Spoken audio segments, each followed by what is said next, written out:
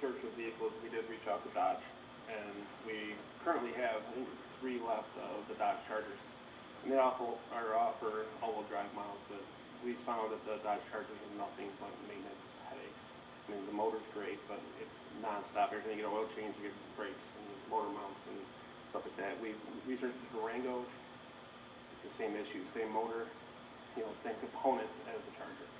So we ruled that out, and once again, it's not going to be a frame-on vehicle that the Tahoe is. If we could convince them to bring back Crown Vics, I can begin. Unfortunately, they gave up. They do run forever. They were see them on the road quite a bit. Tough as buggers. Sure. Through the chair, how are you going to figure out which 8? You're asking for 8. Which vehicles that you're going to take? You're going to take the highest mileage that's on there? Combination, disrepair. Combination of the repair records of the vehicle. Oh, okay. Just because they have a high mileage, it doesn't mean it's the worst vehicle. We've had vehicles with lower mileage right now that we're dealing with at 60,000 miles that have transmissions and turbochargers. So we're going to take the maintenance history in consideration when we replace those vehicles. So on the list that you gave us tonight, there was 11 that have at least 70,000 or plus miles on them. 11 are 30,000 to almost 70,000, 69,000, and only 2 that are under 30,000. That's to let the residents know. Desperate need. That's why we're telling we're going to have to come back and try to get more vehicles to keep our head above water, because unfortunately these vehicles, they broke down on us. Yeah. And it's getting too much to maintain when major systems have failed. We developed this color system that to give us the heads up. So when it gets around 70,000, we know we have to come to Congress to get the vehicles. We know it's going to be a couple of months wait for the equipment to be installed in those vehicles to be ready for the road. So we tried to build into the 70,000. Hey, it's a red mark we got to get going on these vehicles. Now you look at our fleet. Unfortunately, we didn't get vehicles last year or in 2019, so now we're behind the ball, trying to play catch up. Yeah, that was a problem. Skipping a year without purchasing cars, and that wasn't your guys' fault or anything. Like, you didn't say no. It's just they weren't available for us. They changed over the models of their vehicles, and then you ran into the pandemic. They shut down the assembly lines. It was impossible to get vehicles. So that's why we lost a year. And obviously we're unfortunately trying to play catch up at this point. Sure. Do we have any standards for what the average mile should be on a patrol unit for safety purposes? Is there anything out there that ever, sets that up to say after so many miles, those cars need to get off the road? That's a good question. With the Crown Vics, I was told they were always around 80, 85,000 when we started looking at them. And the way these were falling apart on us, we said, 70,000, we need to start getting on this. That's when we came up with the system back when I started last year up there in terms of vehicles. And, it's worked out well as far as predicting when the car's going to blow up. I mean, we rebuilt 5 motors in cars with less than 60,000 miles. Pickup trucks, you guys see, they both had new motors in them. They both blew up. And they blew up just short of 60,000 miles where the warranty would have ended if we would have eat that cost. We also rebuilt, I think it was 3 or 4 Explorer motors, not just turbochargers, the whole motor.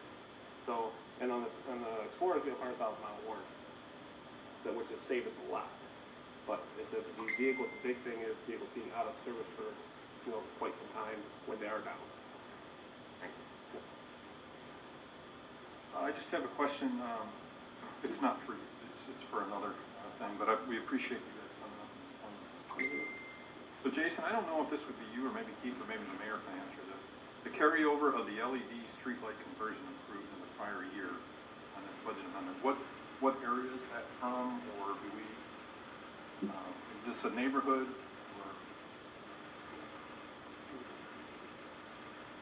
Good evening, everyone. Through the chair for your question. I'm not familiar with the actual area, but I can tell you the reason why for the budget amendment. It was approved in the prior year, a large cost. The total cost exceeded $400,000, but since the majority of the work was completed this fiscal year, we had to carry over that budget because it was budgeted for in the prior year, so we had to carry it over. We assigned some fund balance for that carryover. So this budget amendment really just addresses the carryover. But basically with DTE though, we have to prepay these type of costs for the streetlights conversion. So we prepaid, and then the work was done later, and so that's why we had to record it as a prepaid expense and then record it in the budget for this year. So I can't tell you exactly what area the streetlights are in. Maybe the mayor Keith can address that, but I can tell you why we had to do a budget amendment at this point. Well, and I was just curious, but that's one of the reasons I wanted to ask that too, you explained everything, carry over, how we budgeted or whatever. Appreciate it.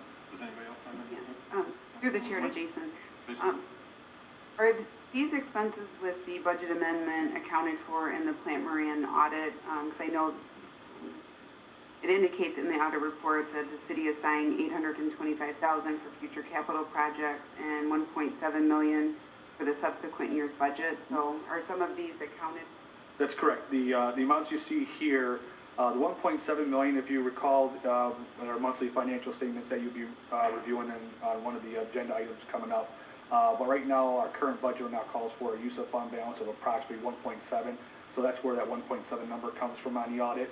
The remainder, the $800-some thousand, that's for carryover projects, which these are one of them that are accounted for in that number. So. Okay. Okay, is there any other questions? Okay, if not, all those in favor say yes. Yes.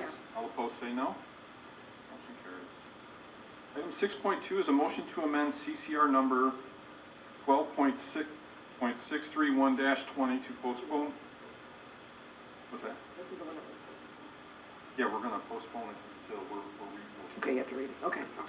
Motion to amend CCR number 12.631-20 to postpone until March 16, 2021, until council meetings are open to the public and able to allow public input regarding Chapter 11 medical marijuana ordinance. Support? Okay, I have a motion by Councilman Remick, supported by Councilwoman Pats. Is there any discussion? Yeah, I thought, I didn't know that we were going to do the, I had mentioned it last meeting, I sent you guys a text yesterday, and we got the results of the survey in, and, you know, the surveys kind of goes along with the vote that was taken by the whole state, and I thought we should just move forward with it sooner than later, because we don't know when we're going to be open to the public, unfortunately. Right, well, what we'll do is, you know, it'll have to be probably through the computer, you know, if we're not open then, so that people can still, you know, send in their comments or questions or anything like that. But it's not contingent. This is when we're going to have the meeting. Okay. And then prior to that, we'll probably have a special meeting or a study session where we'll discuss, you I know. was hoping the next study session, Okay. you know, that we could have, you know, Dave in here. The chair, the survey that was sent out was sent strictly via social media. Did we send anything to where residents who aren't on social media have input into this? Mr. Chairman, I believe it was also on the website, so I think there was still an opportunity to fill out or complete the survey, even if you're not on social media, through the cityoftaylor.com. Mr. Chairman, if I may, does that answer your question? Yes. Okay.